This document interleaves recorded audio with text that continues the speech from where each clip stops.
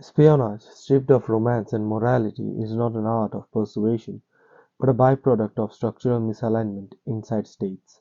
Nations do not lose secrets because enemies are clever. They lose secrets because internal hierarchies generate actors whose incentives diverge from the survival of the system that empowers them. The central error is most people thinking is the belief that espionage begins with recruitment. In reality, it begins much earlier, at the point where ambition, competence, legitimacy, and power drift out of alignment. Foreign intelligence services do not manufacture traitors ex nihilo. They identify fractures that already exist and insert leverage where internal cohesion has failed. Espionage is therefore less an external attack and more an internal audit conducted by adversaries who have no interest in preserving the system being examined.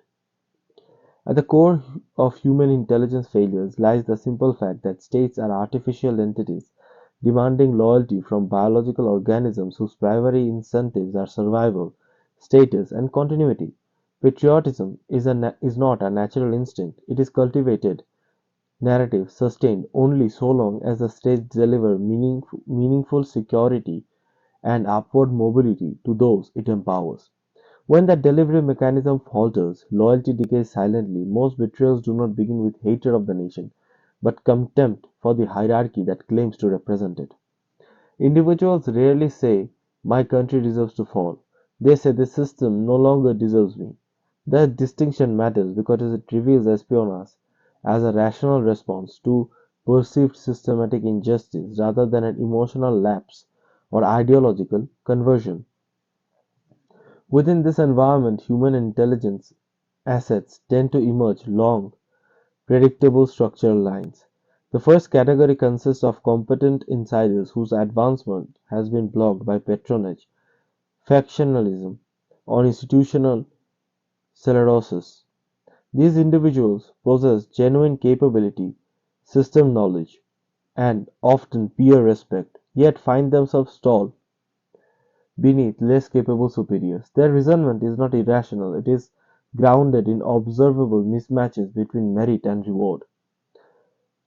When such individuals cooperate with foreign actors, they do so transactionally and temporarily. They view their actions as corrective arbitrage, not existential betrayal. They believe they are restoring balance by bypassing a corrupt ladder. This makes them dangerous but unstable. Their loyalty is conditional, their risk calculus is sophisticated, and their willingness to defect reversibly if the internal conditions improve. From the perspective of an adversary, they offer high quality access but low term reliability. From their perspective of their home state, they represent a symptom of elite mismanagement rather than a permanent internal enemy. The second category consists of peripheral actors embedded in the routines of power without access to its decision-making core. These individual service workers, logistical intermediaries, minor contractors, low-level clerks observe patterns rather than secrets. They know who arrives late, who drinks more, who appears tense, and which rhythms change before formal announcements do. Their value lies not in the precision of their information but in its continuity. They provide texture, not content. On their own, they are strategically insignificant. In aggregate, they refine situational awareness. They rarely alter outcomes, and they are easily replaced. States that obsesses over this category misunderstand the nature of threat. They are focusing on noise while ignoring signal. Peripheral observers are not the single are not the reason regimes fall. They merely confirm that a fall is approaching. The third category, and by far the most dangerous, consists of artificial elevated actors whose ambition exceeds their competence and whose position exceeds their legitimacy. These individuals are not merely compromised, they are structurally dependent. They occupy roles they cannot sustain through internal support alone, therefore rely on external scaffolding. Foreign endorsement, covert assistance, narrative amplification, or indirect protection to maintain status. Their danger doesn't stem primarily from the information they leak, but from the decisions they make while occupying power. Because their survival depends on continued external validation, they cannot disengage even when doing so would be rational. Cutting ties would expose their inadequacy and collapse their authority. As a result, they escalate dependence, rationalize compromise, and eventually subordinate national decision making to personal survival. This is how espionage mutates into systematic capture. The tragedy of the third category is that it is often produced domestically before being exploited externally.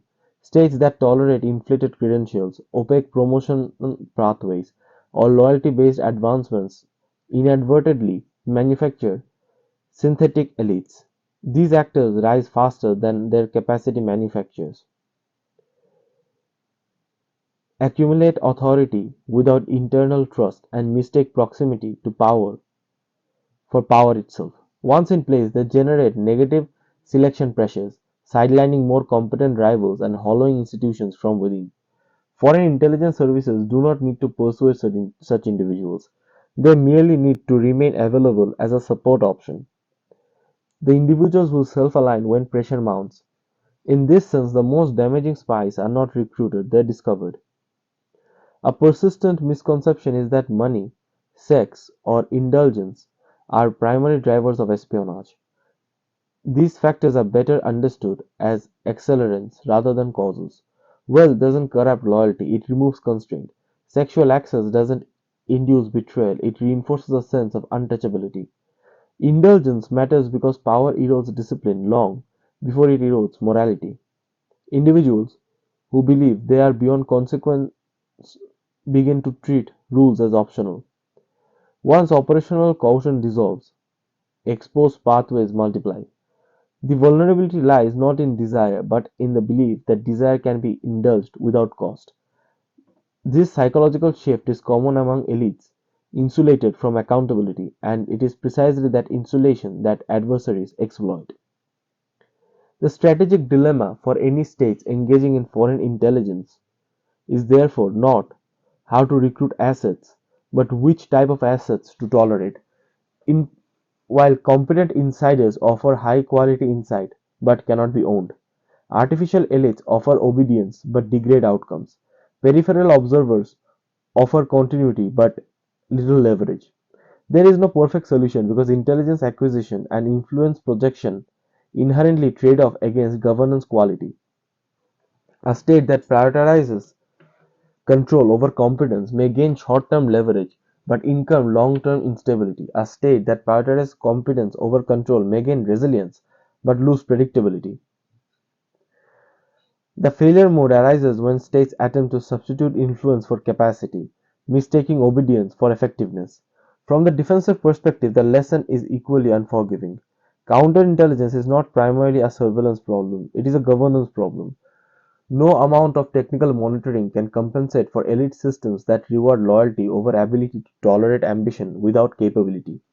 States that produce large number of synthetic elites will face chronic espionage, influence operations, and policy capture regardless of how aggressive their internal security apparatus becomes.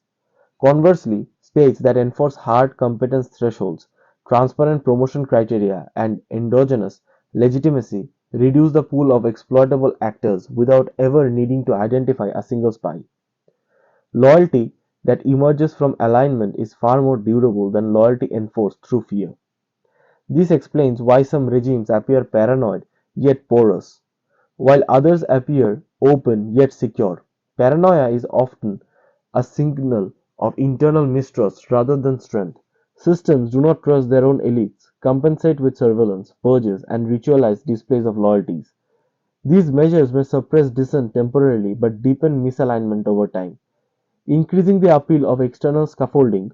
In contrast, systems that institutionalize mediocrity cruelty where failure is punished swiftly and competence is non negotiable, produce fewer traitors, not because they inspire greater love, but because they leave less room for self deception. Individuals know where they stand, what is expected, and what will happen if they fail. Ambiguity is reduced with it, and exploitable resentment. Espionage also reveals a deeper truth about power. Information alone doesn't win conflicts. Decision quality does. A state can possess perfect intelligence and still fail if those interpreting it lack capacity or legitimacy.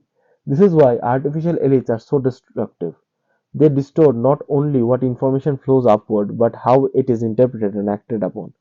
Their insecurity leads them to filter intelligence in ways that protect their position rather than the state interests. Over time, reality becomes subordinated to narrative.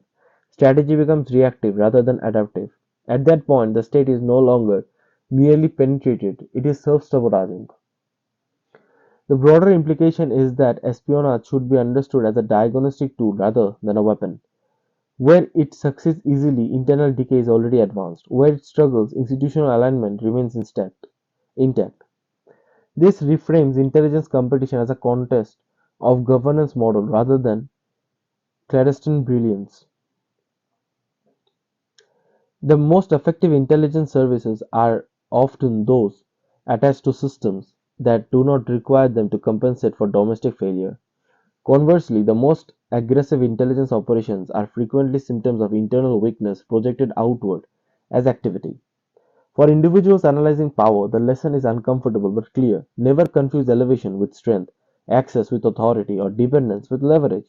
Power that is borrowed is power that must be repaid, usually with interest.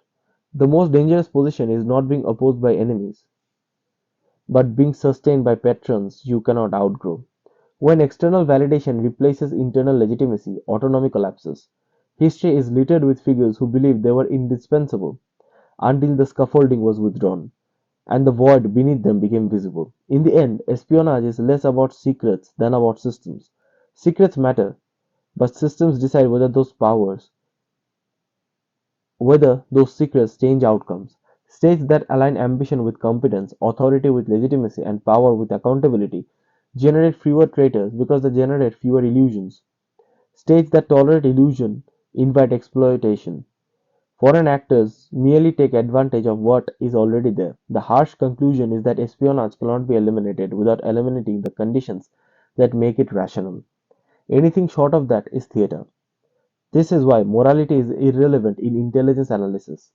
The question is not whether espionage is right or wrong, but whether the system being penetrated has earned loyalty through structure rather than demanded it through narrative.